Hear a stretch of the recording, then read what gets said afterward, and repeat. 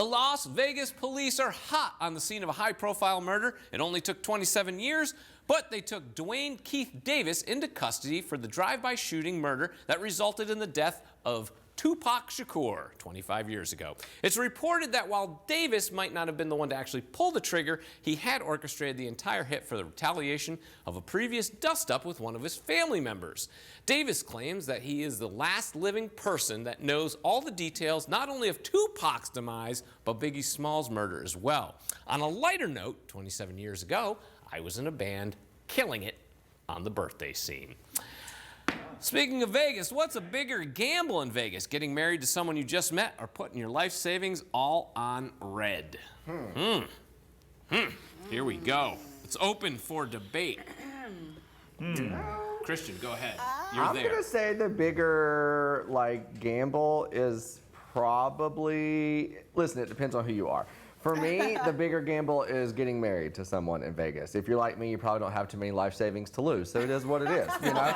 So for me, I'm really running a risk like getting married and ruining that one first marriage that everybody wants to work out and have. Now, I will say, I love the idea of meeting someone in Vegas and having a crazy wedding and it being this funny, romantic story that actually worked out to be true, you know?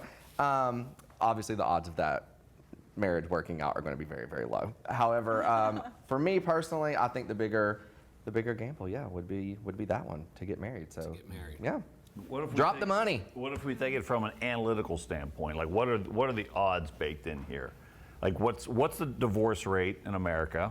50%, and I think, but if it starts in Vegas, it's 99%. Right. Well, if your stats are correct, it's a 50% divorce rate. Putting money on, I'm just red and black. It's the same thing. It's a 50%. So therefore, you're Gamble. I'd have to think though, just meeting someone one night in Vegas, the odds of divorce is probably higher than 50%. Probably.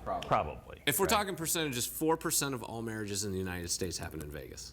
4% of That's all. actually kind of surprising. 4% of all marriages in the United States I happen wonder in Las how Vegas. many of those work out. I don't know, but it's We need to know. Vegas has coined themselves the marriage capital of the world. They do about 120,000 weddings a year. That's 150 marriages a day.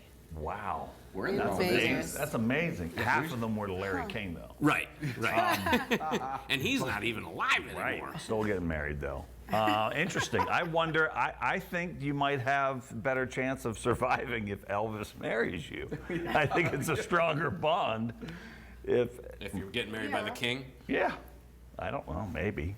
Let's see. What would be more fun to put it one time on red I think more fun is probably getting married because it's a good story. I think the bigger gamble is betting everything on red because everybody knows when you gamble in Vegas, you always bet on black.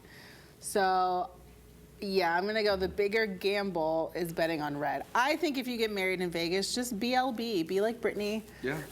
Get married. Get married, and if you have to get it annulled within 24 hours or something like that, just call it quits and call it a day. It'll be like, it never happened.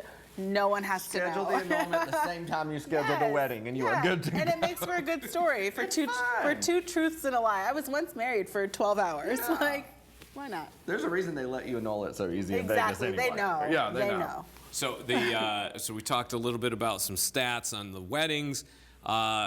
Vegas customers experience about $100 billion in loss annually.